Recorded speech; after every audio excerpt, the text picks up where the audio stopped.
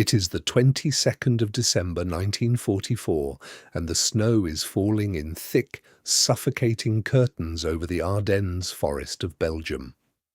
Inside the besieged town of Bastogne, roughly 18,000 American soldiers are encircled, outnumbered, and running dangerously low on ammunition, food, and medical supplies. The Germans have cut every road into the town. The temperature has plummeted to well below freezing, and frostbite is consuming men as surely as enemy fire. The situation, by any conventional military reckoning, is desperate. Outside Bastogne's perimeter, 4 German divisions press inward. Their commanders are confident. The maths alone seems to settle the matter. And so, at around 11 o'clock in the morning, a small party of German officers approaches the American lines under a flag of truce. They carry a typed ultimatum, formal and correct, addressed to the American commander. The message is blunt.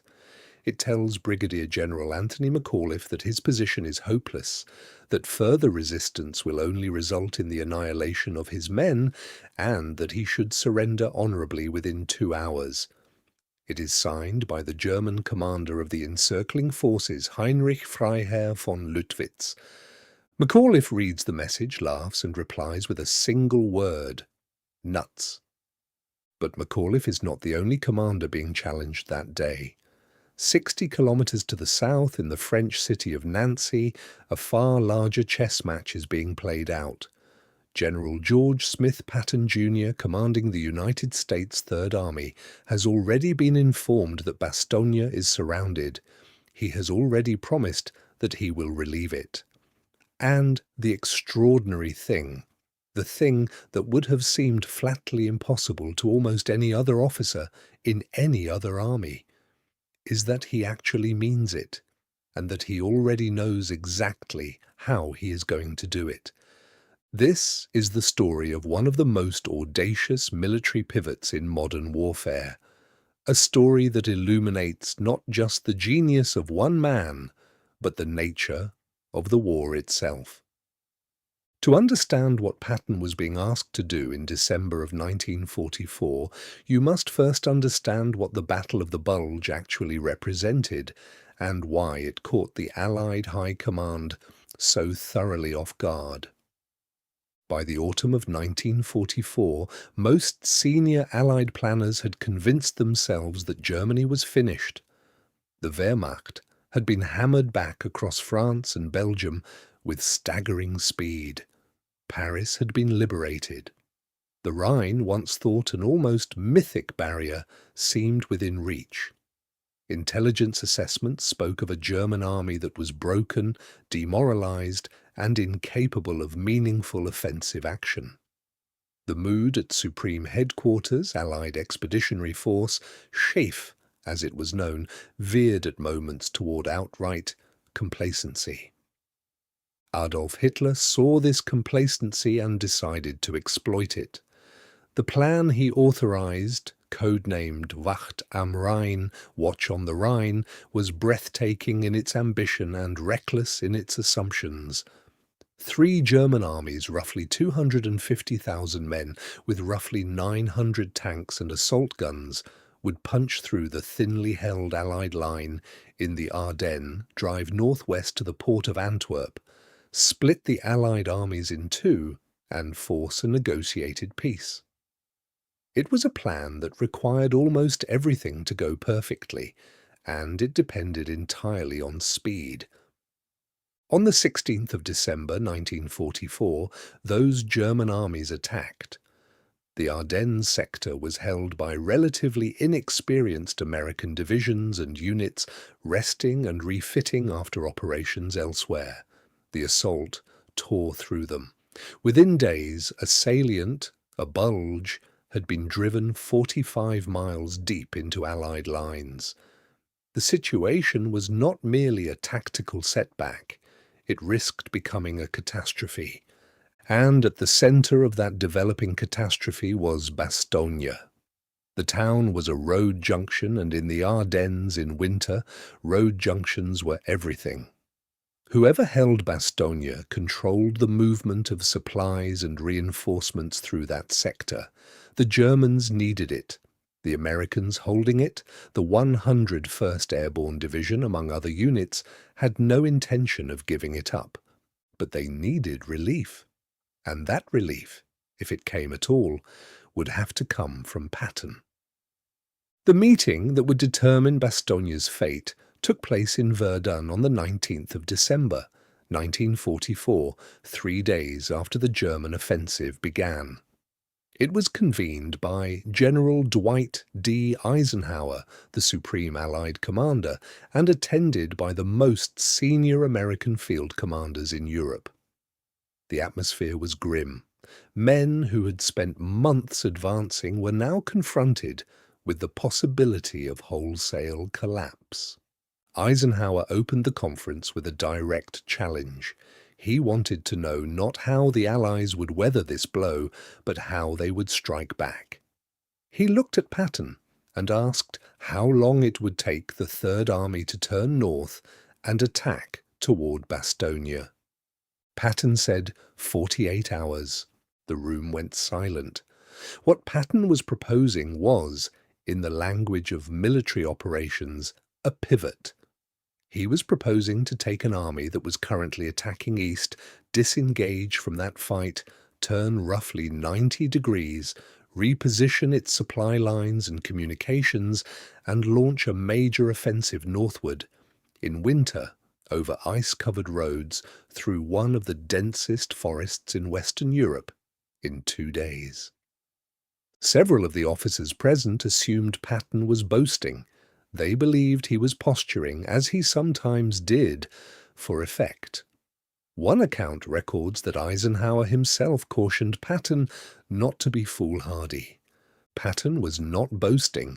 He had, in fact, already begun. Before leaving his headquarters for Verdun, Patton had ordered his staff to draw up 3 separate contingency plans for precisely this kind of northward turn. He had given them code names. They could be triggered by a single telephone call. The plans had already been drafted. The logistics had already been mapped. The moment Patton left the Verdun conference, he made that telephone call, and the Third Army began to move. What followed over the next 4 days was an exercise in military logistics that military historians have continued to study and argue over ever since. Roughly 133,000 men, approximately 30,000 wheeled and tracked vehicles, and all the fuel, ammunition, food, and spare parts required to sustain a major offensive were redirected northward along roads that were, in some places, little better than frozen mud tracks. The scale defies easy comprehension. Imagine, if you will, repositioning an entire city, roughly the population of Oxford, but armed, mechanized, and operating under combat conditions across unfamiliar terrain, in temperatures approaching -20 degrees Celsius, in a matter of hours. Convoys stretched for kilometre after kilometre. Military policemen stood at road junctions in driving sleet, directing traffic. Petrol, millions of litres of it, had to be rerouted through supply depots that were themselves being hastily repositioned. Artillery pieces weighing several tons each had to be moved, repositioned, and re-registered on new targets. Patton's staff worked through the night and into the following day. His Chief of Staff, Brigadier General Hobart Gay, and his logistical officers drove the planning with extraordinary intensity. The soldiers themselves, many of whom had been in the line for weeks and had expected, at best, a brief rest, were simply told that they were moving and that the destination was north. If you are finding this interesting, a quick subscribe helps more than you know. The roads themselves were a torment. Ice had turned even the main highways into skating rinks for lorries and tanks.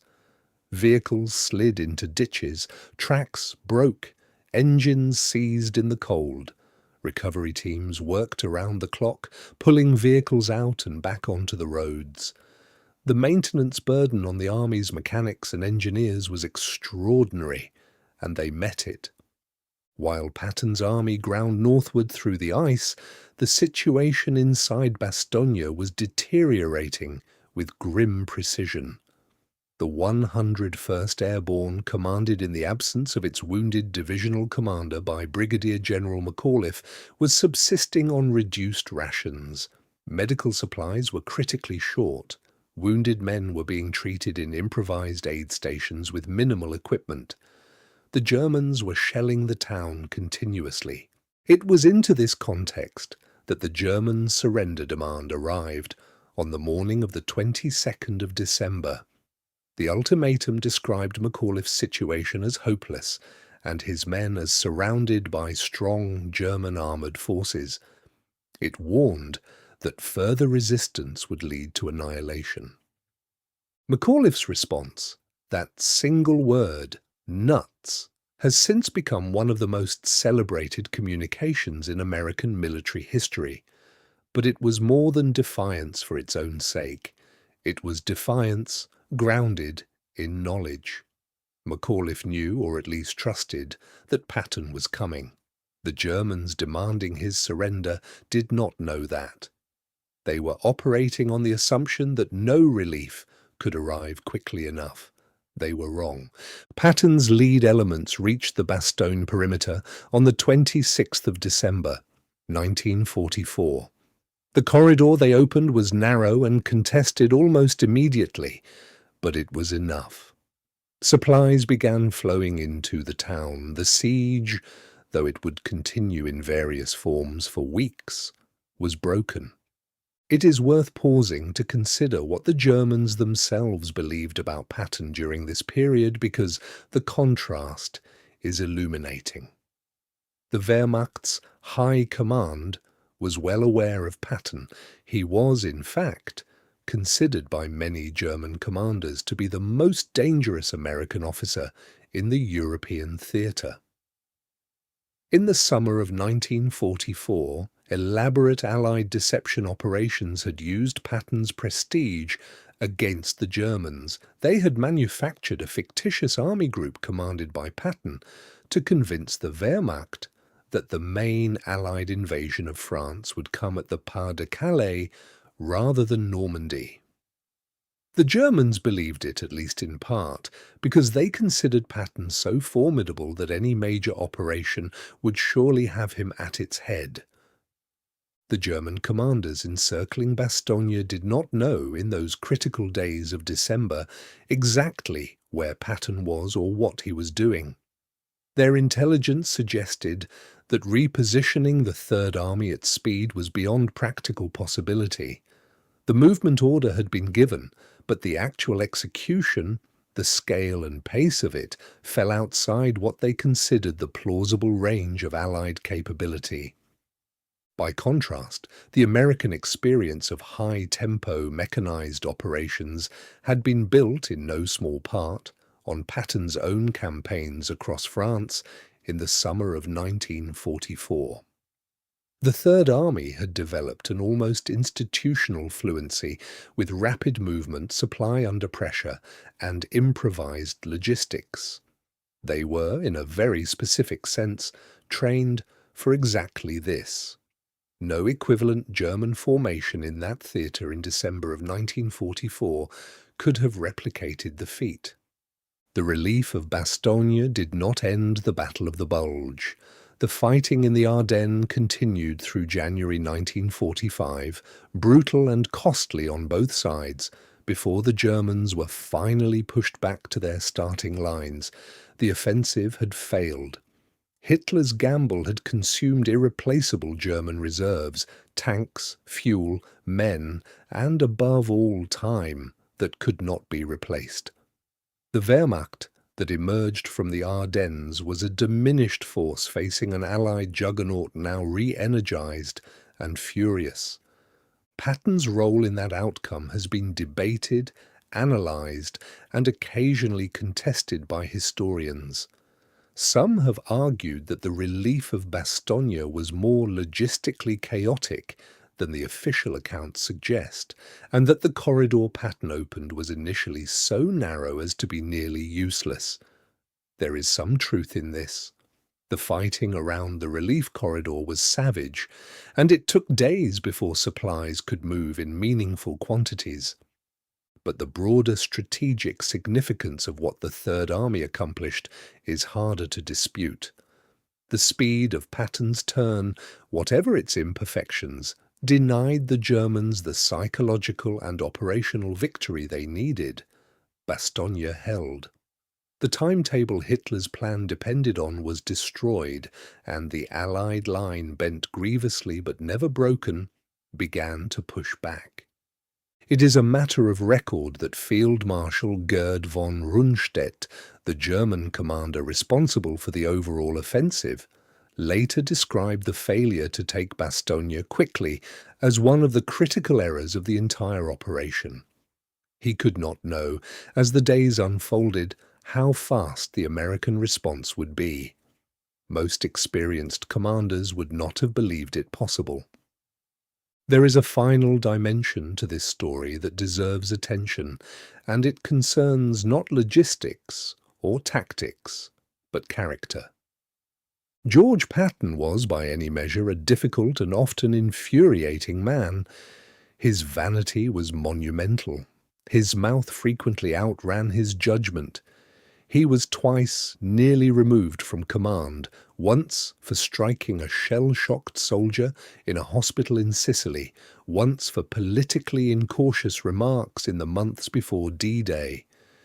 He was competitive to the point of obsession, vain to the point of self-parody, and thoroughly convinced that he was one of the great captains in military history. He was also right. What the story of the Bastogne relief demonstrates is not simply that Patton was bold. Boldness without preparation is merely recklessness. What it demonstrates is that Patton had built, over years of hard study and command experience, a military instrument capable of executing at the speed his imagination demanded. He had trained his staff to think ahead of events. He had drilled his logistics officers to plan for contingencies rather than wait for orders. He had cultivated in the Third Army a culture of initiative and speed that made the pivot of December 1944 possible. When the Germans' surrender demand reached Bastogne, and when McAuliffe laughed and replied with that single immortal word, he was expressing something larger than personal bravado. He was expressing a reasoned confidence grounded in the knowledge that help was coming, that the Third Army, under Patton, was already turning north through the ice and the dark. The German commander who sent that demand had calculated correctly that Bastogne was isolated, outnumbered, and running short of everything. What he had not calculated was Patton. 2 days later, Patton's columns were moving. 4 days after that, they were at the perimeter. The Germans had asked for surrender and received none. They had offered annihilation and encountered instead something they had not anticipated, an army that moved at a speed their models said was impossible, commanded by a man who had planned for exactly this moment before anyone else in that conference room had even framed the question. McAuliffe said, "Nuts." Patton said nothing at all. He simply turned his army north and kept moving.